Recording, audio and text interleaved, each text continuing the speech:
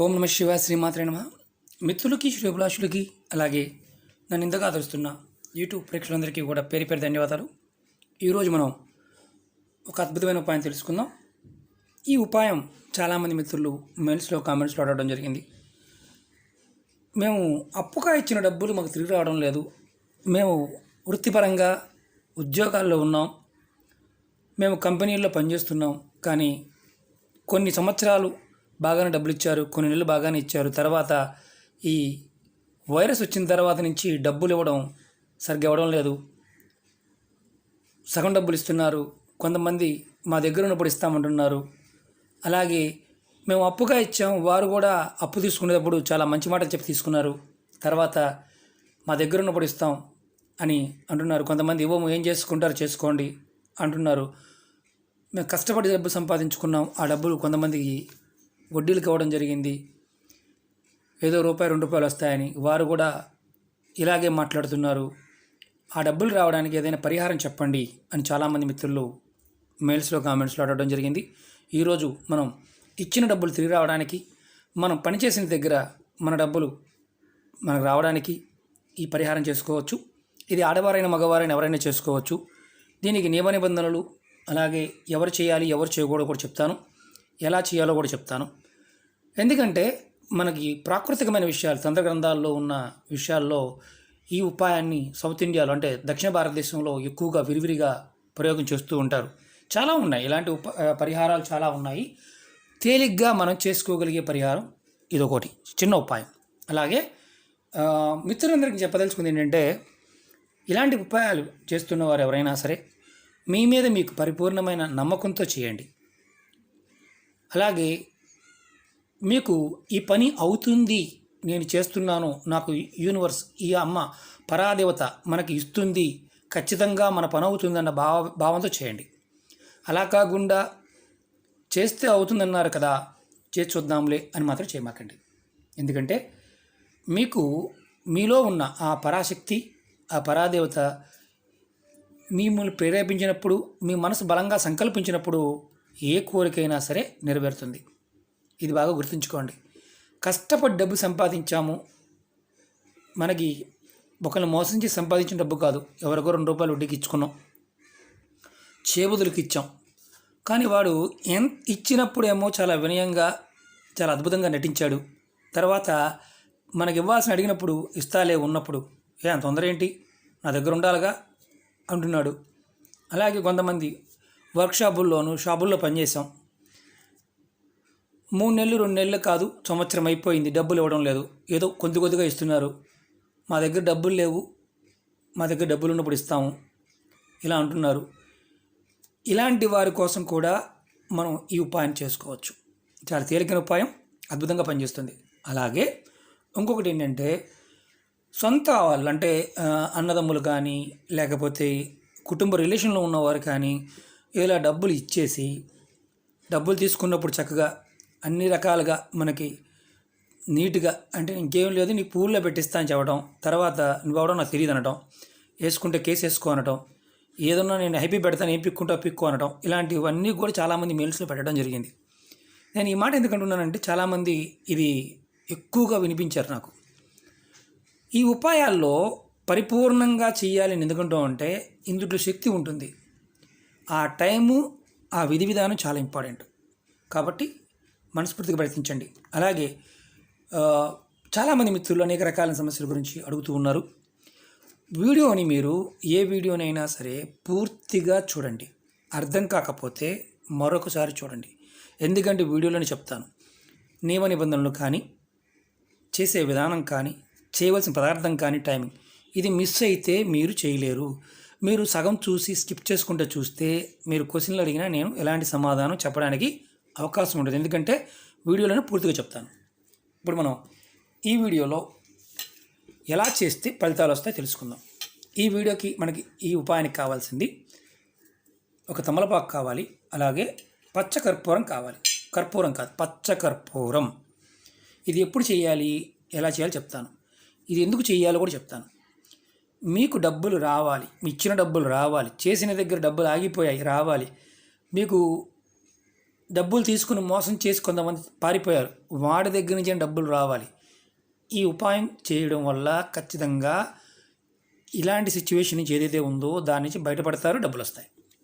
మనం ఏం చేయాలంటే ఇది ఆడవారైన మగవారైనా చేయవచ్చు. ఇది మంగళవారం నాడు చేయాలి. చాలా అద్భుతంగా పనిచేస్తుంది. అలాగే మిగతా రోజుల్లో కూడా చేసుకోవచ్చు, కానీ మంగళవారం చేస్తే ఇది చాలా అద్భుతంగా పనిచేస్తుంది. ఇది ఉదయం నుంచి సాయంత్రం లోపు ఎప్పుడైనా చేసుకోవచ్చు. దీనికి ఆహార నియమావళి అంటూ ఏమీ లేవు. అలాగే కాకపోతే నెలసరి ఉన్నప్పుడు మాత్రం చేయకూడదు. ఎవరైనా చనిపోయి ఉన్నప్పుడు మాత్రం చేసుకోకూడదు. ఇలా మీరు వారం చేసుకుంటూ ఉంటే ఎవరైతే డబ్బులు ఇవ్వాలో వారు మనసు మారి మీ డబ్బులు మీకు ఇస్తారు. ఆ పరాదేవత వాళ్ళ మనసుని ప్రేరేపిస్తుంది ఖచ్చితంగా. ఇది మనం దక్షిణ భారతదేశంలో ఈ పరిహారాన్ని చాలా విరివిరిగా చేస్తూ ఉంటారు, చాలా విరివిరిగా. ఎలా చేయాలో చెప్తాను. మీరు మీ ఇంట్లో మీ పూజా మందిరంలో కానీ ఎక్కడైనా సరే ప్రశాంతంగా కూర్చొని ఒక తమలపాకు తీసుకోండి. తమలపాకు పెద్దదా చిన్నదా ఏ రకమైన ఆకని తీసుకోవచ్చు. అది తమలపాకు అయి ఉండాలి.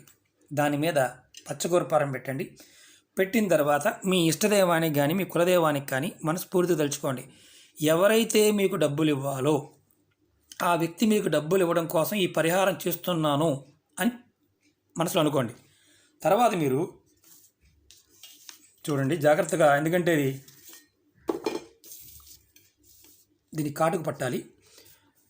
ఇలా ఆకులో పెట్టి మనం వెలిగించాలి. వెలిగించిన తర్వాత దీని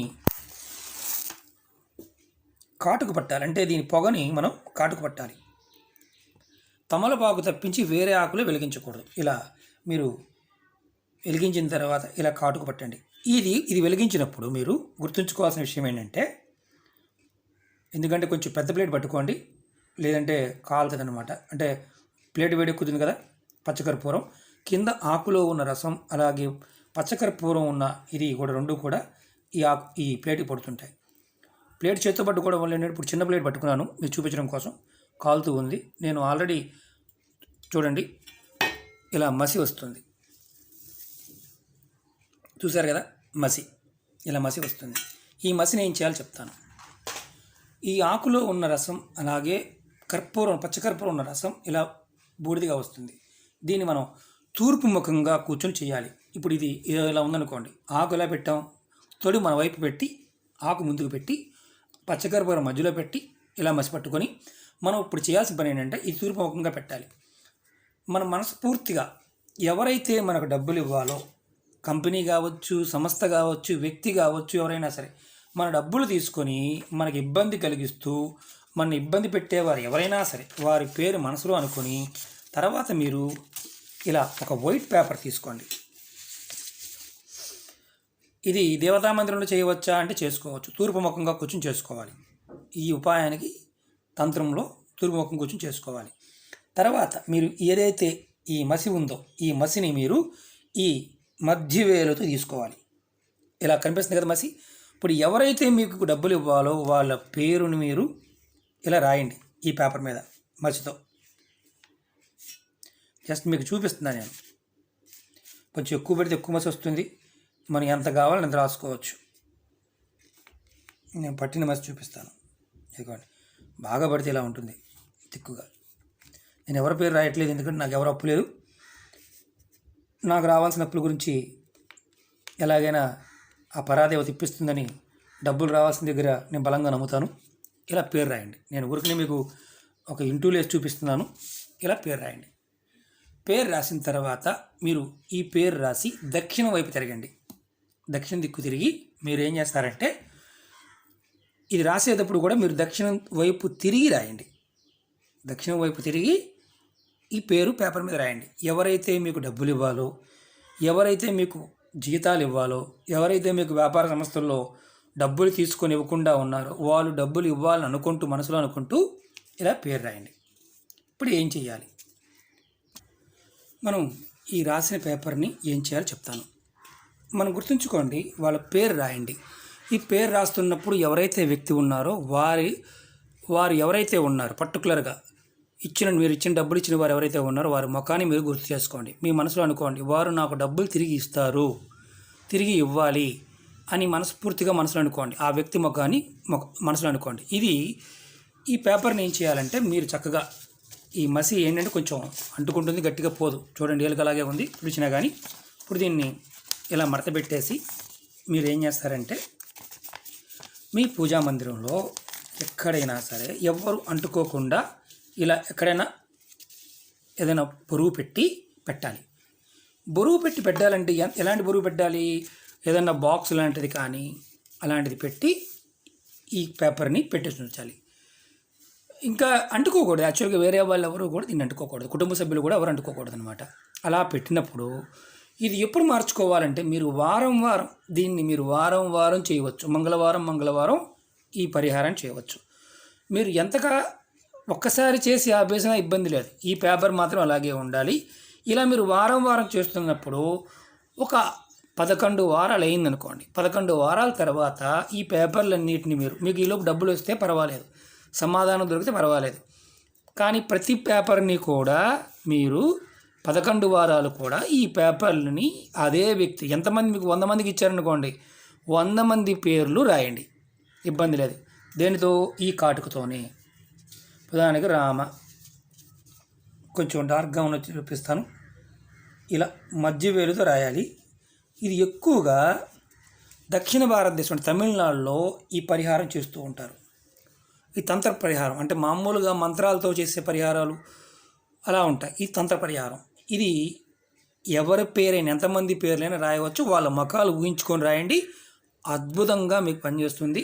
మీకు డబ్బులు వచ్చిన తర్వాత మీరు ఒకటే గుర్తుంచుకోండి, ఎవరైతే ఈ డబ్బులు ఎలా అంటే మనం ఏదన్నా దొంగతనం చేసో లేకపోతే వేరే దోచుకోనో లేకపోతే ఎవరైనా మోసం చేసో తీసుకొచ్చి డబ్బులు ఎవరికైనా ఇచ్చామనుకోండి, ఆ డబ్బుల గురించి అయితే ఈ పరిహారం చేయమాకండి.